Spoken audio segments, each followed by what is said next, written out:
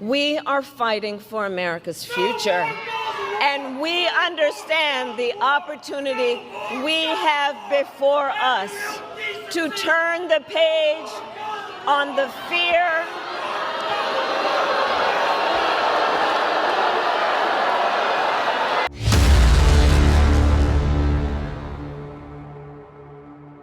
All right, so it's 10 days out from the election, and all bets are off, especially when it comes to the Kamala Harris campaign. I mean, the message they are now pushing is extreme at this point. And all that decency, all that joy, all that rising above, it's gone. And the latest culprit is Michelle Obama. She just loses it at this rally where she shames people into voting for Kamala Harris. Yes, she has stooped to a new low. And so what we're going to do is talk about it, obviously, debunk the lies, of course, and give you some common sense to take away from this. I got to ask myself, well, why on earth is this race even close? I lay awake at night wondering what in the world is going on. And it's clear to me that the question isn't whether Kamala is ready for this moment, because by every measure, she has demonstrated that she's ready. The real question is, as a country, are we ready for this moment? Now, there's a lot of people on social media that is taking that as a suggestion that if you don't vote for her, you are out of your mind. Now, I'm going to make this clear. I am going to vote for Trump. I support Trump. And if you don't want to vote for him, that is your own personal choice. I could care less.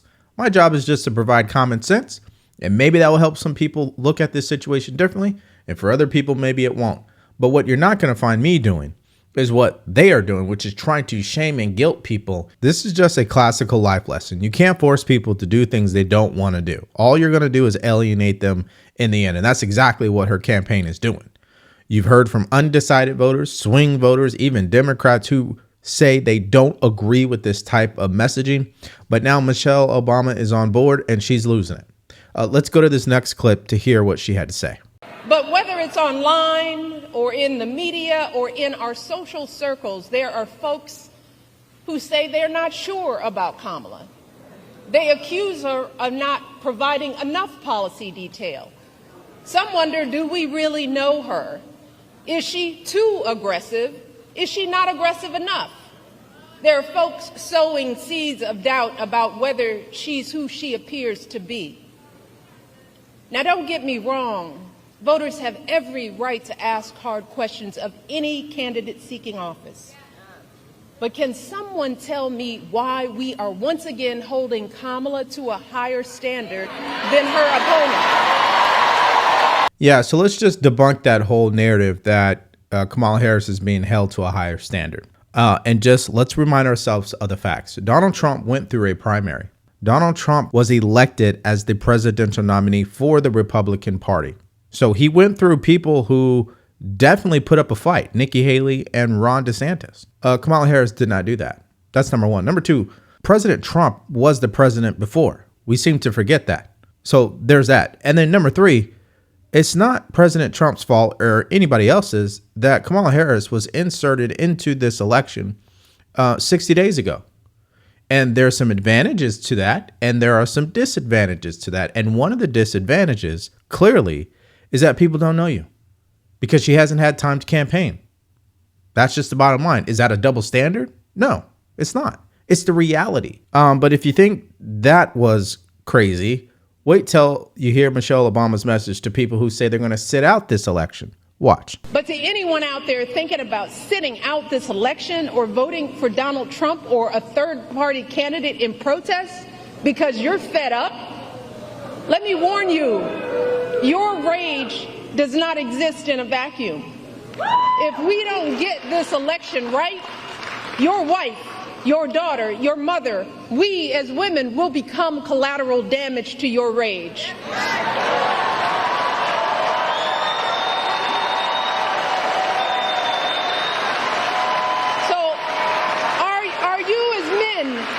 Prepared to look into the eyes of the women and children you love and tell them that you supported this assault on our safety? I find the irony how rich Michelle Obama is in her messaging to tell people who choose to sit out this election that it's their fault. It's their rage on why daughters and wives will be threatened or their rights will be taken away. I mean, that is really insane if you think about it, okay?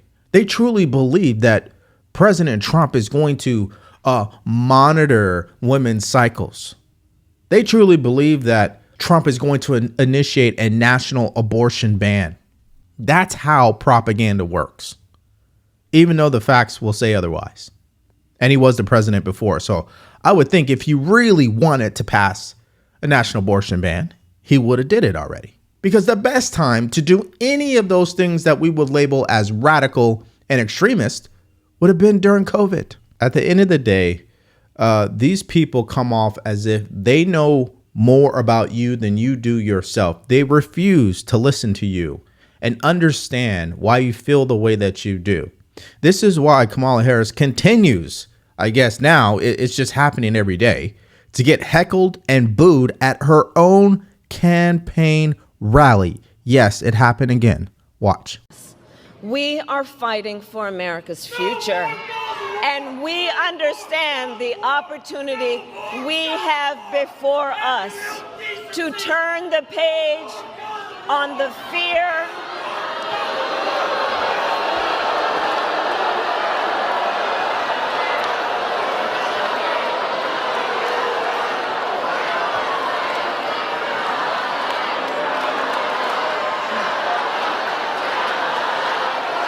All right. Now, before I tell you what I think about that, do me a favor. If you're getting value from these videos, please like, share, and subscribe to our channel. If you want to support us further, you can go to the link in the description below and grab yourself a t-shirt like the one that I'm wearing here, Make America Greater 24. Or you can just buy us a cup of coffee. All right. Now, getting booed at your own campaign rally is obviously a bad look. OK. At a certain level, you kind of feel some type of pity for her because, listen, it's not like she was set up to really be successful here, okay? Yes, they run a flawless campaign, but this is a campaign that's only 60 days old, all right? In all reality, if we look at history, she should not win this election, okay? That's just number one. Number two, she's not the best candidate. And the other part of it is she's been infected with this progressive woke ideology that is pissing off a lot of Americans. This is why so many people are leaving the Democratic Party. And out of all people, I can't believe this. I'm going to tell you this and show you this clip. Van Jones from CNN, he admitted this to Bill Maher. Listen to this. If progressives have a politics that says all white people are racist, all men are toxic, and all billionaires are evil, it's kind of hard to keep them on your side. And so we might want to think about, if you're chasing people out of the party, you can't be mad when they leave. And maybe if we had a different politics, we actually said dignity for everybody, everybody's respected, and we need you, more people might stay. Now, if Kamala Harris loses this election, I believe her campaign should be used as a case study, just like Trump's campaign, by the way, because all the things that he had to go through and overcome just to end up winning the election would be nothing short of history. However, her campaign should be a case study because the Democratic Party and politics in America, there have been some classical mistakes that they made that they refuse to acknowledge or do anything about. It's like watching a football team. They're getting blown out by 40 points in the first two quarters. They go into halftime and they make no adjustments. And the only adjustment they make is going to part of the playbook that they know isn't going to work and lost them the game last time. That's what they're doing right now. And what I mean is, telling white men that they're racist because they're white men is just ridiculous. It's almost reverse racism in a sense. Trying to shame and guilt black men into voting for Kamala Harris is a bad mistake. And you know who just got a lot of backlash for doing that? Former President Obama. And guess what? He has not let up. He's double downing on that message. I know, it's crazy. Listen to this. This is normally a voting bloc that Democrats can count on. So why is the campaign pulling out all the stops to appeal to this group in particular? Yeah, well, President Obama a few weeks ago delivered these very pointed message to black men, really appealing to people that he feel like is having excuses to not vote for Vice President Harris, and they have seen weaknesses with both Black males and Latino males. So this is very much a block that Democrats are seeking to shore up. And of course, Obama is the first Black president. And so they're having him on this call, Win with Black Men, that had more than 50,000 people when Harris first entered this race this summer and raised more than $1 million. And has basically been doing these calls pretty regularly and sort of having these family or kitchen table discussions over YouTube, over this live stream. And so Obama's going to be calling into that tomorrow, having this open discussion where he will take questions and hopefully have, again, those sort of open and honest discussions amongst Black men. See, the problem with Obama is he has zero credibility too.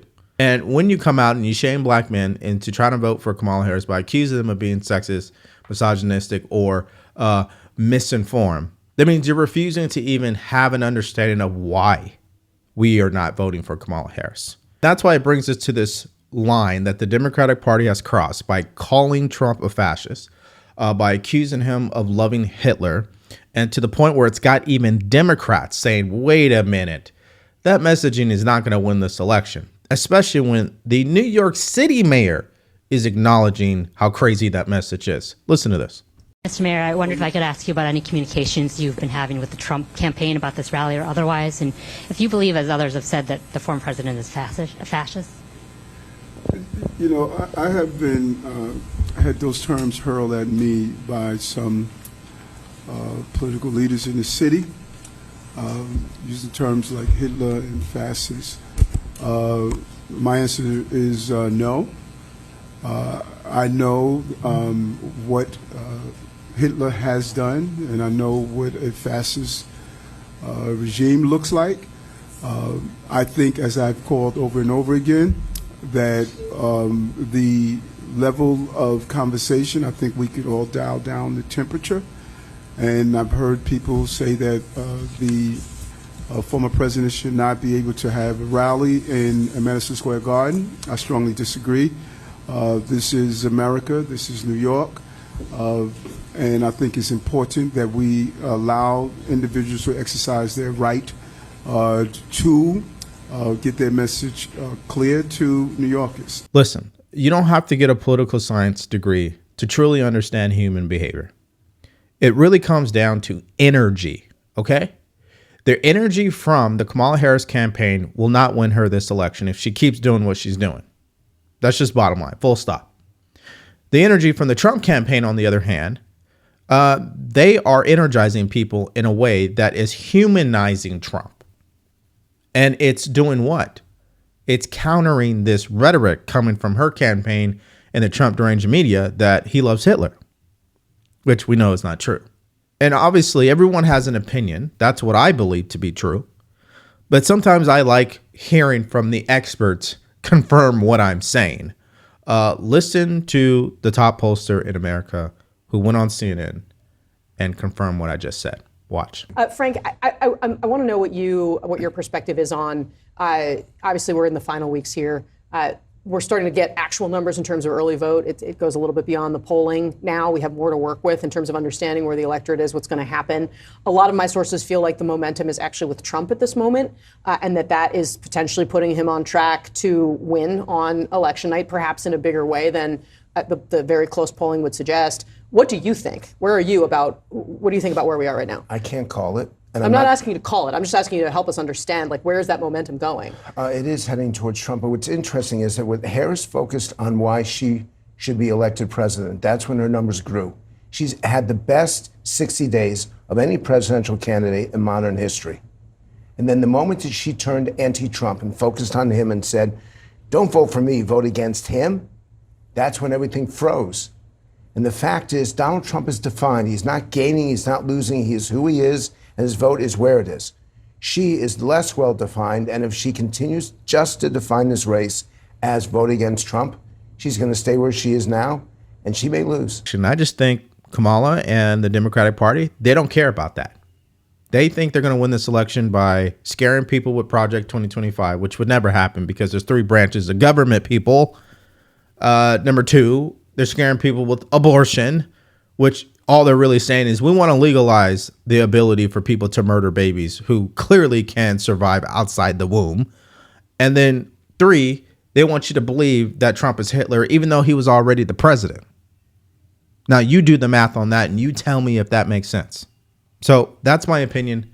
Michelle Obama, she's lost it. We know Barack Obama lost it a couple of weeks back when he tried to shame black men into voting for Kamala Harris. That didn't work, clearly. And then her campaign went into overdrive trying to pander to the black community. That's not going to work either, because the early voting numbers in Georgia are already down when it comes to black communities. So I don't think that's going to work. But I want to hear what your guys' opinion and thoughts are about these stories in this video, especially the Michelle Obama and then Kamala getting heckled again at her rally. I mean, that's just crazy. Please let me know what your thoughts are in the comment section below. Now, I just did a video, okay, reacting to Kamala Harris doing a bait and switch at her rally in Houston, Texas, where most people believed that Beyonce was going to perform, and she didn't. If you haven't seen that video, because it's gone viral at this point, all you have to do is click on it, because it's coming up right now.